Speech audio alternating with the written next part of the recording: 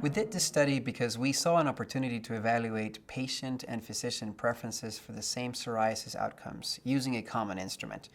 So we decided to collect information that could help us understand the level of agreement or disagreements between these respondents in the UK, particularly in the context of shared decision-making and personalized medicine. Knowing where patients and physicians agree or disagree can help us understand which information can be useful to support improved interactions.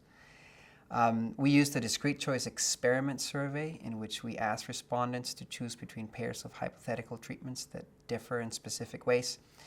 Then we related stated preferences for treatments or choices to the characteristics of these treatments. Patients were asked to choose treatments for themselves, while physicians were asked to tell us which treatment they would prescribe to a specific patient. The survey was administered to 174 patients first, and then the average characteristics of these patients were consolidated in a patient profile that later was presented to the 100 dermatologists in our physician sample. As the patient, they were asked to consider when making prescribing decisions in the survey. Now, we found that patients were generally more risk tolerant than dermatologists. Patients were not more affected by lesions that affected arms and legs versus lesions that affected the torso. But physicians did make a distinction, perhaps assuming that lesions in the torso would be easier to hide.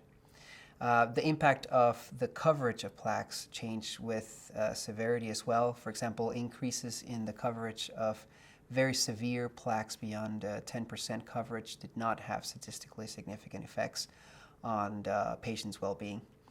Our results suggest that there is room to further align the views of patients and physicians on the benefits and risks of psoriasis treatments. And in that sense, more communication between dermatologists and patients about risk tolerance could be a way to improve patient care.